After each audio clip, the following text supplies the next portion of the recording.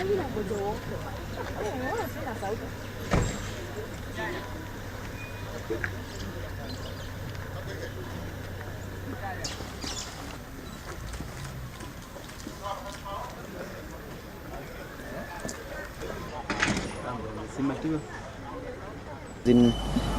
English, I'll also say a few words in Swahili and any other language that you may want me to speak about. I've written a letter to the Inspector General of Police, and it is the following, and I've done a few things. It's about threats to me by the Deputy President William Ruto, by Honorable Aden Duale, and also by Senator Kipchumba Murkomen. I'm writing to bring to your attention the fact that the above named persons have on 2 different occasions threatened me with unspecified consequences because of my statements on national issues. After thinking through their threats, I've come to the conclusion that the same can't be treated lightly and decided to go public for the sake of my personal security and safety. I'm putting this forth before Kenyans so that should anything unusual happen to me or members of my family or my associates, the 3 can be held accountable. I have reported this matter to Kilimani Police Station so that formal investigations can commence, and the OB number is number 50/60/12/2019. I also write to request for beefing up of my personal security, and briefly the following are the facts surrounding the threats. There are 2 incidents, so I'll start with incident 1. Incident 1 of Honorable Duale and Honorable Murkomen. On Monday, November 25th, 2019, as the party leader of Maendeleo Chap, I was at State House to witness His Excellency President Uhuru Kenyatta receive the Building Bridges Initiative report. While awaiting for the function to start, I was conversing with fellow leaders and politely greeted the Majority Leader of the National Assembly, Honorable Aden Duale, who was engaged in conversation with Majority Leader of the Senate, Honorable Onesmus Kipchumba Murkomen. Honorable Duale and Honorable Murkomen made the following threats to me. Duale, wewe, what is wrong with you? Me, what do you mean, my friend? Duale, you've been attacking us and we'll deal with you. Me, how have I been attacking you? Murkomen, we wacha zako, we have to teach you a lesson. Me, what have I done? When did I take care of you? Duale, when you attack our team, you attack us. Me, team, Murkomen, you've been attacking the DP. Duale, ukiguza DP, unaguza sisi. For me, I don't get you. Honorable Duale, you and I get along very well. Murkomen, huyu niachie, I will fix him. Then Murkomen walked away to speak to someone else. Then me to Duale, ndugu yangu, you should not be threatening me.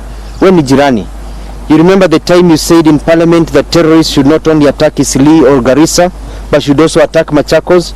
I defended you and said that you used it just as an example, and you could have mentioned any city in Kenya.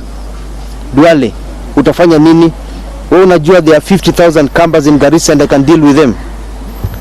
Shocked by his utterances, I walked away from him. Incident 2.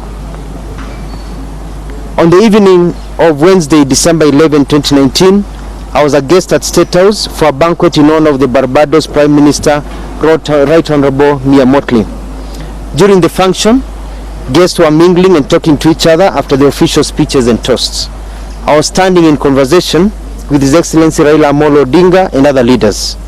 Someone came to speak to Honorable Raila, and as I turned to go and speak to another leader, I came face to face with His Excellency the Deputy President of the Republic of Kenya, Dr. William Kipchumba Arap Ruto, who was in the company of Honorable Aden Duale, Majority Leader of the National Assembly. I greeted His Excellency Dr. Ruto and I extended my hand.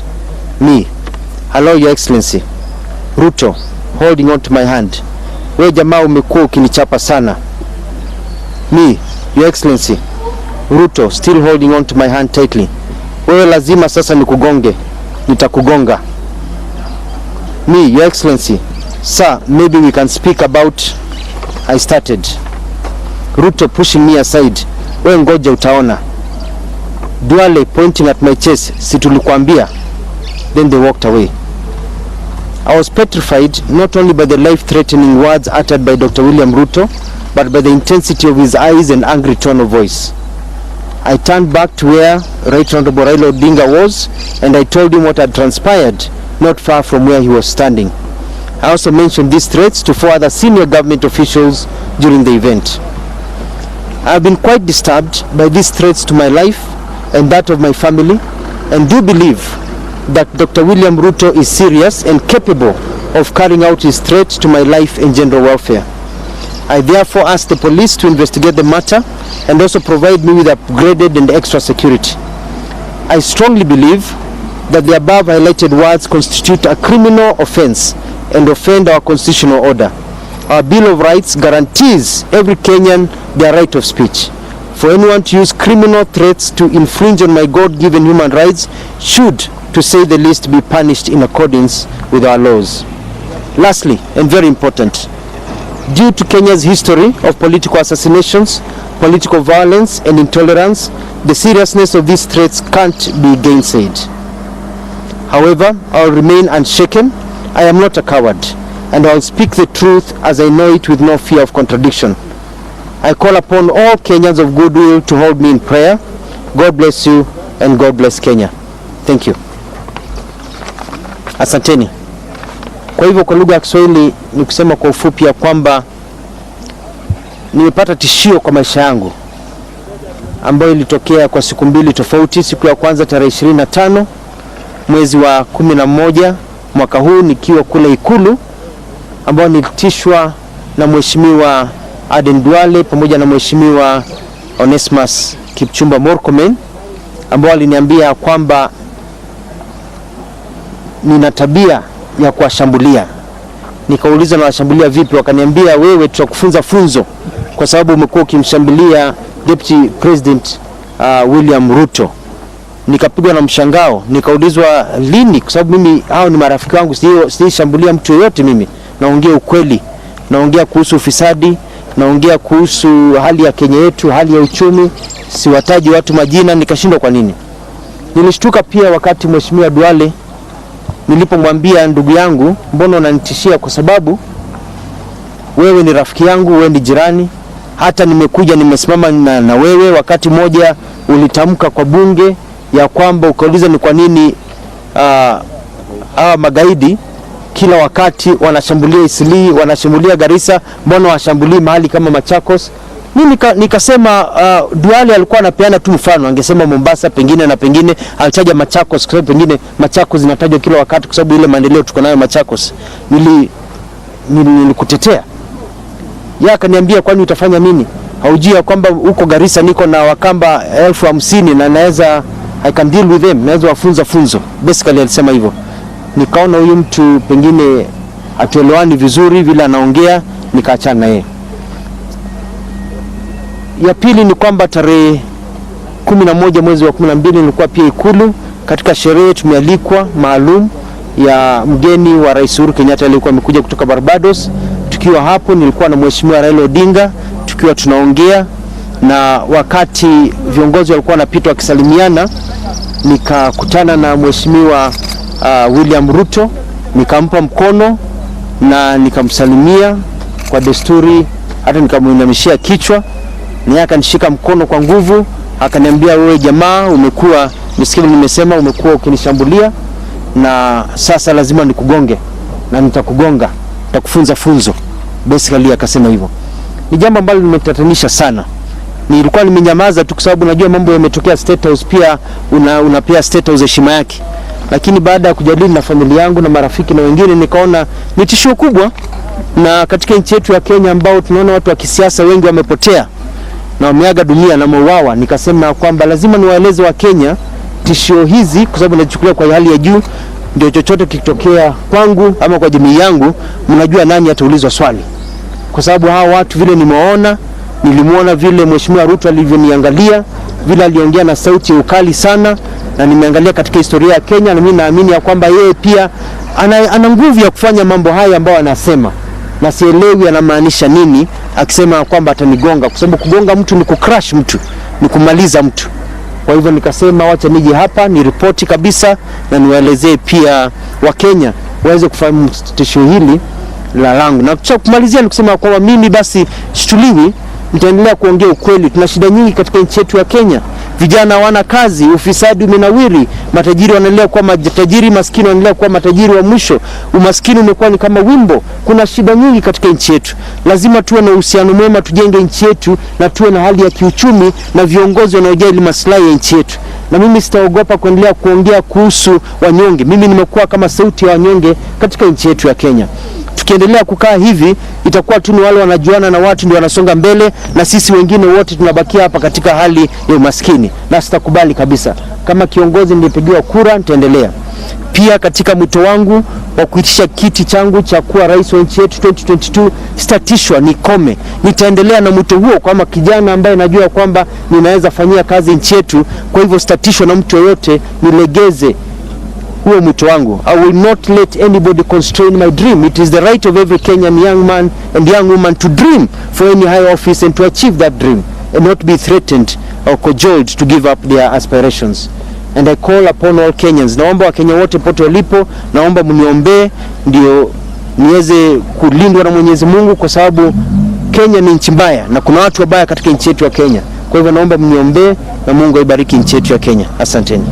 Bwana Governor, when you receive, my name is Muraya, I work at FM. When you receive the invitation come and cover this, some people are wondering why now?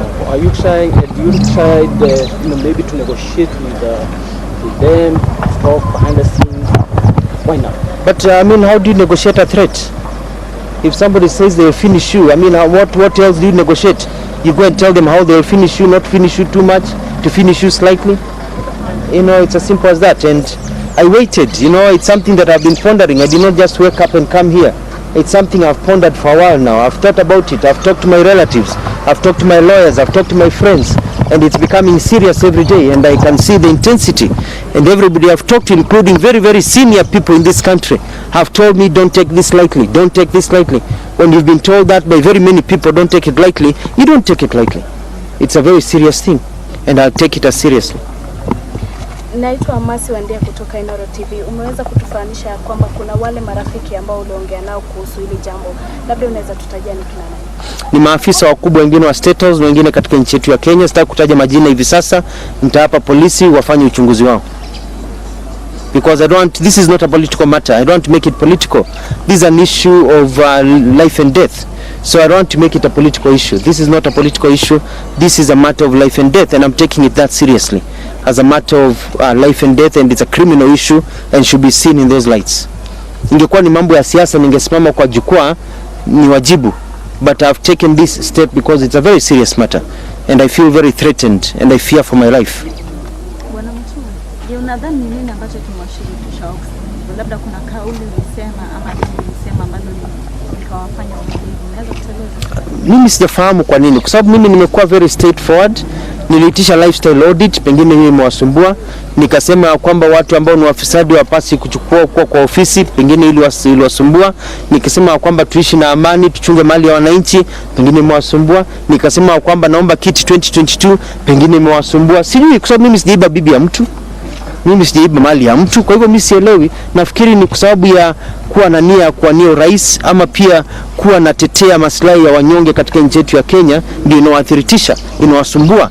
Wanaona huyu anatuharibia hewa kwa sababu anatetea wanyonge ambao wamedhulumiwa, na kwa sababu napigana na wafisadi wanafikiri pengine hao, kwa sababu pengine wanaonekana tabia zao vile zilivyo, pengine wanafikiri na wataja nikitaja wafisadi, you know.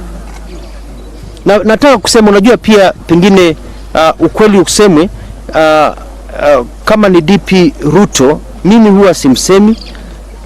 Nimemsema tu, nakumbuka nimemsema tu mara moja ama mbili kwa jina. Na wakati nimemsema ni wakati naojiwa, nikauliza. Na mimi niliuliza kama anaitisha kiti cha urais, ni nini ambaye ataweza kufanya kama rais after 2022 ambaye ameshindwa kufanya kutoka 2017 mpaka sasa akiwa in the presidency. What new idea will he have? What new option will he have for Kenya? Ama itakuwa ni vile vile. That's the only time I've mentioned him. Before that I've not mentioned him at all. So I do not understand. And that is basically expressing my view and my opinion. Na anatajwa kila siku. So why me? Why are they feeling that I'm a threat to them?